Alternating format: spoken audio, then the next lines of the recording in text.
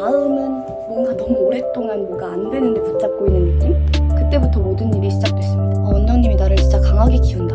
여러분들이 생각하시는 거 그 이상으로 많습니다. 성장했다, 강사로서. 안녕하세요 여러분, 지벤쌤입니다. 제가 브이로그에 그래도 시청해주시는 분이 점점 많아지면서 쌩얼을 좀 자제해야겠다 라고 생각을 했는데 이렇게 쌩얼로 무자비하게 등장한 점 죄송합니다. 근데 제가 진짜 이번 주에는 핑계가 아니라 정말 진심으로 학원이 확장하고 새로운 데에 가면서 너무 바빴어요. 정말 말도 안 되게 바빴어가지고 그래가지고 영상이 없어요.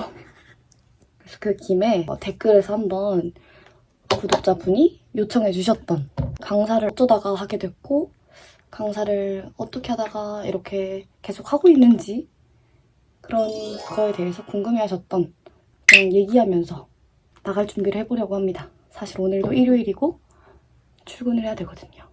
그래서 저는 멀티가 안 되니까 그냥 화장은 제가 이렇게 습관처럼 할게요. 관성이 생겨가지고 우선 저는 20살 때 국어국문학과에 진학했지만 코로나가 터져서 대학 생활을 많이 못 즐겼습니다.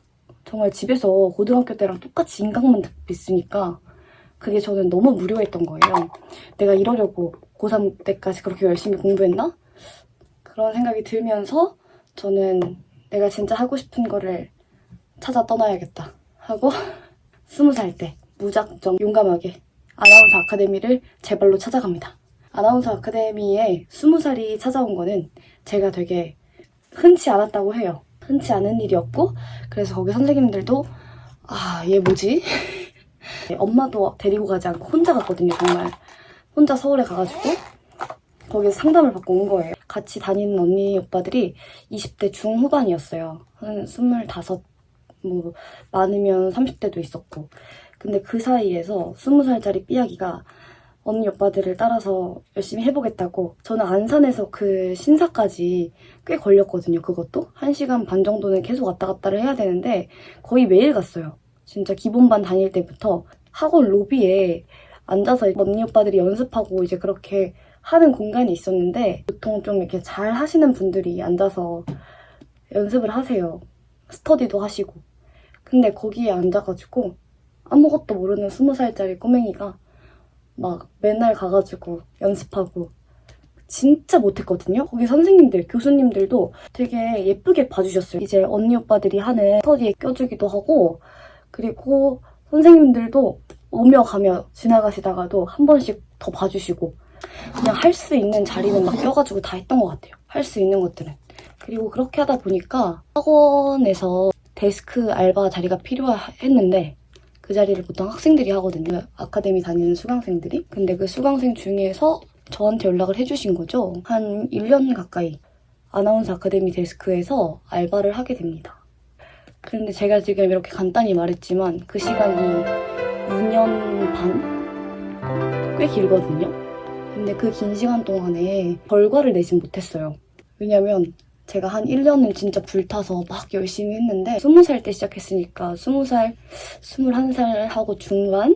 그때쯤이었고 대학교도 졸업 안 했고 그렇다고 해서 실력이 막 경력직만큼 뛰어난 것도 아닌데 걔가 갖추고 있는 게 없어. 자격증도 없고 뭐 사회 경험도 없고 그런 친구를 어느 회사에서 고용을 하고 싶겠어요. 사실 지금 생각해보면 뭘 믿고 저한테 그 아나운서 자리를 어떤 회사에서 턱 하고 주겠습니까?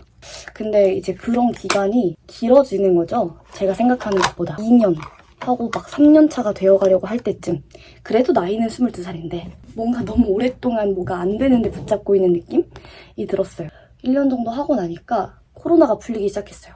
코로나가 풀리면서 제가 대학교에 다시 대면으로 가야 되는 상황이 생긴 거죠. 이제 그 아나운서 데스크 알바 자리를 할 수가 없게 됐어요. 그때쯤에 제가 집 근처에 있는 또 학원 데스크 알바 자리를 면접 보러 갑니다.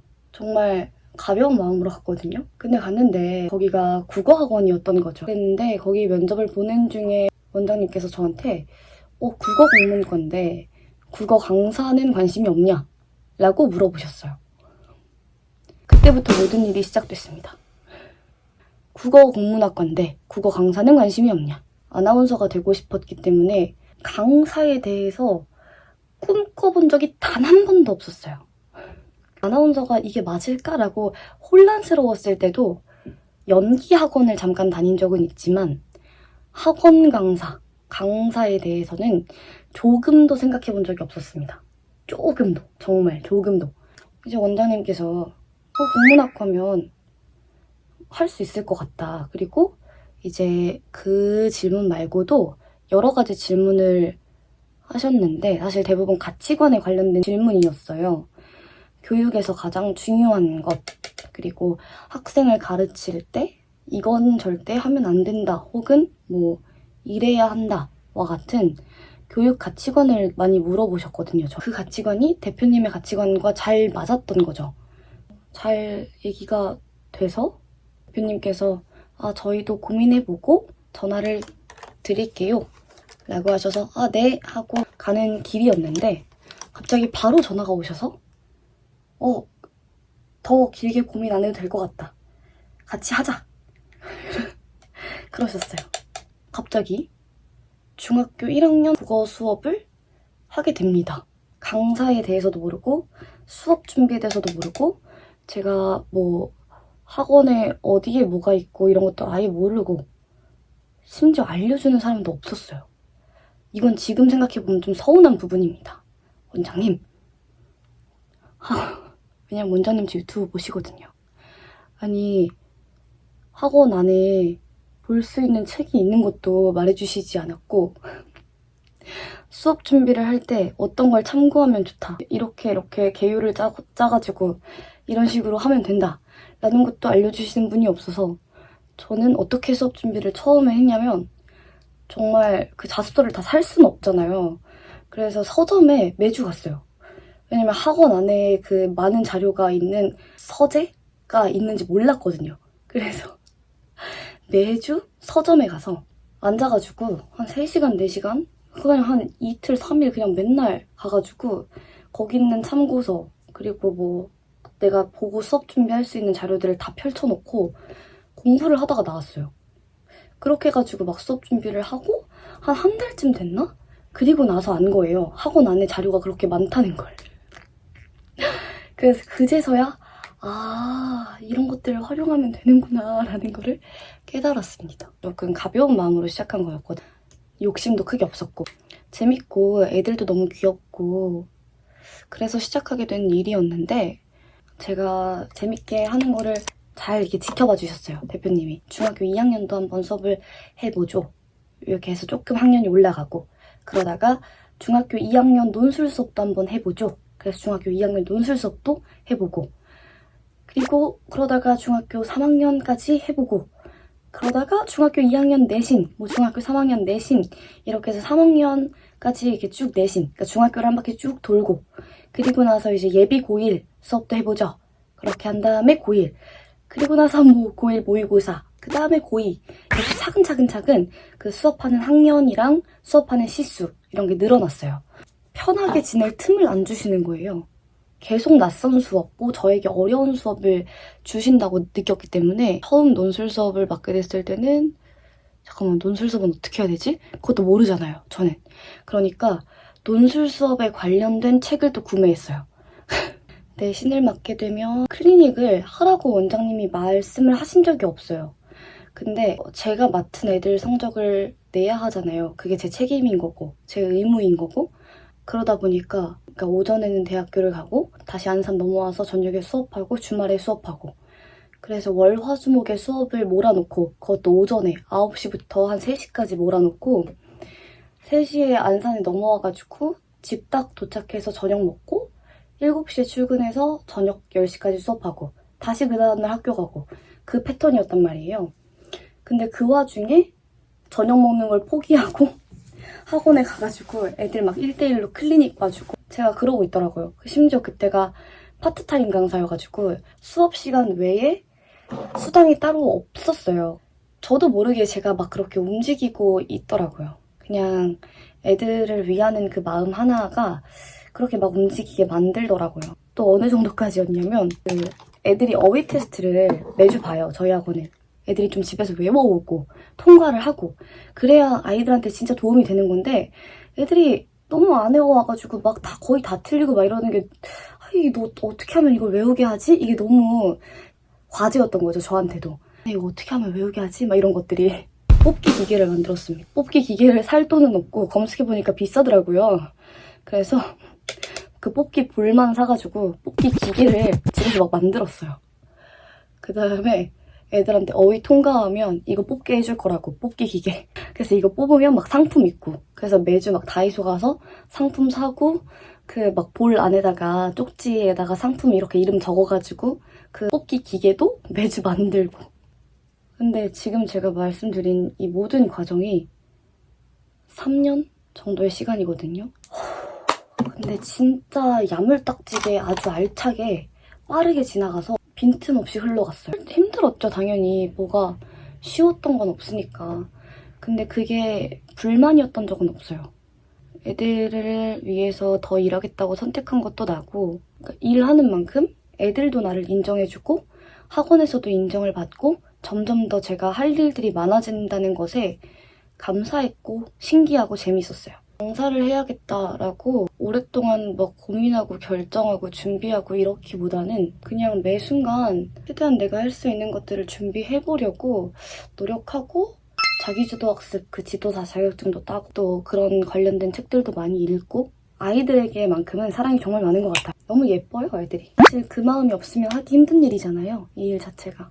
학원 강사라는 일은 워커홀릭들이 너무 많아요, 이 업계에. 정말 여러분들이 생각하시는 거 그 이상으로 많습니다. 이 분야에서는 워커홀릭이 디폴트 값이에요. 워낙에나 열정 있고 일에 욕심 많은 강사들이 많다 보니까 이 업계는 워커홀릭이 아니면 도태되고 워커홀릭이면 본전인 그런 업계입니다. 그래서 일하기를 좋아하고 최선을 다하는 걸 좋아하는 사람에게는 참 좋은 직업이겠다. 그래서 이 일과 제가 잘 맞는다라고 생각할 때가 종종 있죠.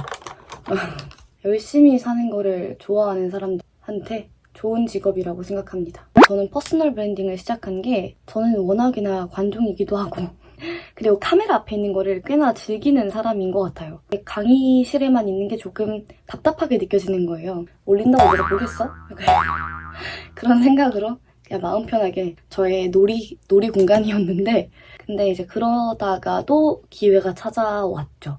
온라인 인강업체나 다양한 학원으로부터 제안을 받기도 하고 그래서 생각보다 정말 많은 분들에게 좋은 제안과 좋은 관심들과 그리고 또 좋은 응원, 정말 많은 응원을 받고 있어요. 요즘 댓글 정말 큰 힘이 되거든요. 제가 열심히 사는 하루하루를 누군가 지켜봐주고 있다라는 그 자체도 큰 힘이 되는 것 같아요.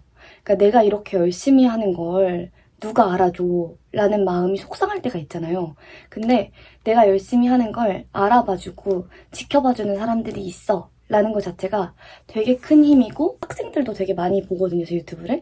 그러니까 내가 너희를 위해서 말로만 이렇게 너희를 아껴 열심히 너희를 위해서 하고 있어 이게 아니라 그걸 진짜 보여줄 수도 있고 그걸 아이들이 느낄 수도 있어서 저는 그게 진짜 좋다라고 느꼈고 그래서 사실 이게 유튜브 편집이 꽤나 귀찮은 일이잖아요. 근데 제가 쉬는 날 하다 보니까 편집을 그냥 정말 편집 안 하고 쉬고 싶은 날이 있거든요.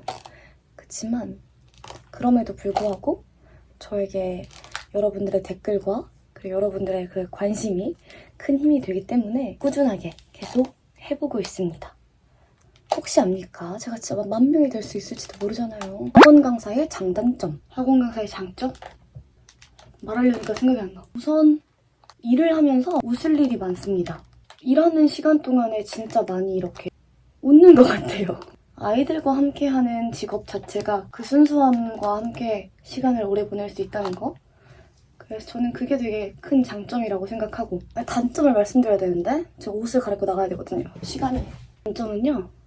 계속 말씀드렸지만 워라밸? 없어요. 그거는 좀 내려놓으셔야 돼요. 근무 시간이 일반적인 직장인과 맞지 않습니다. 그러니까 9시에 출근해서 6시에 퇴근하는 그 직장인들과 시간이 안 맞아요. 회사를 다니는 친구나 지인들과 만날 수 있는 그 시간이 안 생겨요. 정말. 그리고 또 있어요. 결혼식, 뭐 가족여행 이런 것들도 대부분 참여를 못합니다. 참석을 못해요. 다음 주에 제 동생이 군대를 가는데 군대 가기 전에 주말 동안 가족여행을 간단 말이에요. 근데 저는 또 갈 엄두를 못 내고 있습니다. 그게 좀 속상할 때가 있어요. 1년에 몇 번씩. 근데 이 단점을 극복할 만큼 일이 재밌다? 저는 잘 맞는 것 같아요, 이 직업에. 앞으로 10년, 15년? 20대를 일단 다 바쳐도 좋겠다라는 결심은 한 상태입니다. 30대에는 뭐 하고 있을지 모르겠어요. 제가 뭐 치킨집 사장님이 돼 있을 수도 있잖아요.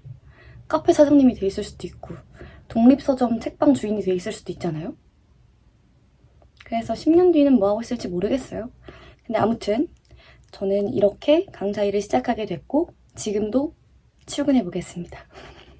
다음 영상에서는 제가 곧 생일이거든요. 그래서 생일 주간의 브이로그로 알차게 돌아오겠습니다. 안녕!